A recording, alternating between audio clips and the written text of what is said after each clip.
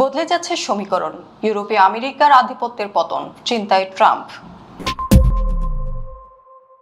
ইউরোপের ওপর যুক্তরাষ্ট্রের প্রভাব কি আগের মতো শক্তিশালী নেই?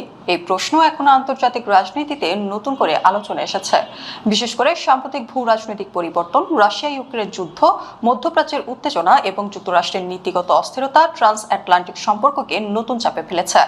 দ্বিতীয় বিশ্বযুদ্ধের পর ইউরোপের যুক্তরাষ্ট্রের ভূমিকা ছিল নির্ধারক। তখন পশ্চিম ইউরোপকে সোভিয়েত ইউনিয়নের প্রভাব থেকে রক্ষা করা, ন্যাটোর মাধ্যমে সামরিক নিরাপত্তা নিশ্চিত করা এবং রাজনৈতিক স্থিতিশীলতা বজায় রাখা ছিল ওয়াশিংটনের প্রধান লক্ষ্য। সেই সময় থেকে ইউরোপের নিরাপত্তা কাঠামোতে যুক্তরাষ্ট্র গভীরভাবে যুক্ত হয়ে যায়। তবে সময়ের সঙ্গে সঙ্গে এই সম্পর্ক শুধু নিরাপত্তা নয়, রাজনৈতিক ও কৌশলগত নির্ভরশীলতার রূপ নেয়। বিশ্লেষকদের মতে আজকের পরিস্থিতি অনেক বেশি জটিল। ইউরোপ যেমন নিরাপত্তার জন্য যুক্তরাষ্ট্রের উপর নির্ভরশীল, তেমনি ওয়াশিংটনের জন্য ইউরোপ একটি গুরুত্বপূর্ণ কৌশলগত ঘাঁটি। বিশেষ করে রাশিয়ার সঙ্গে ভূ রাজনৈতিক ভারসাম্য রক্ষা এবং সামরিক উপস্থিতি বজায় রাখতে ইউরোপ যুক্তরাষ্ট্রের জন্য অপরিহার্য হয়ে উঠেছে। তবে সাম্প্রতিক সময়ে কিছু পরিবর্তনের ইঙ্গিত দেখা যাচ্ছে।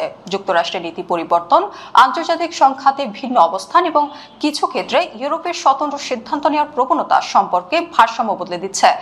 উদাহরণ হিসেবে ন্যাটোর কিছু সামরিক সিদ্ধান্তে ইউরোপীয় দেশগুলোর আলাদা অবস্থান গ্রহণকে বিশ্লেষকরা গুরুত্বপূর্ণ পরিবর্তন হিসেবে দেখছেন। এছাড়া ইউরোপ এখন নিজেদের কৌশলগত স্বায়ত্তশাসন বাড়ানোর দিকে নজর দিচ্ছে।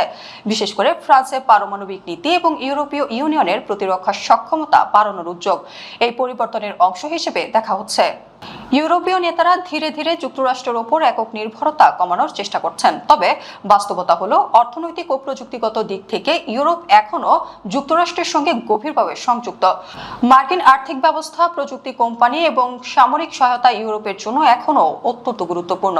ফলে পুরোপুরি বিচ্ছিন্ন হওয়া বা স্বাধীন অবস্থান নেওয়া সহজ নয়। পর্যবেক্ষকদের দৃষ্টিতে যুক্তরাষ্ট্র একই সময় একাধিক কৌশলগত চাপ সামলাচ্ছে। একদিকে রাশিয়া, অন্যদিকে চীন এবং পাশাপাশি ইউরোপের সঙ্গে সম্পর্ক।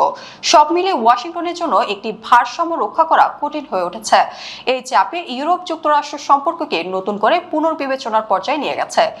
শেষ পর্যন্ত প্রশ্ন থেকেই যাচ্ছে, যুক্তরাষ্ট্র কি সত্যি ইউরোপের উপর তার আগের মতো প্রভাব ধরে রাখতে পারছে, নাকি ধীরে ধীরে একটি নতুন বহুমুখী বৈশ্বিক ক্ষমতার ভারসাম্য তৈরি হচ্ছে, যেখানে ইউরোপ আরো স্বাধীন অবস্থান নিতে শুরু করবে?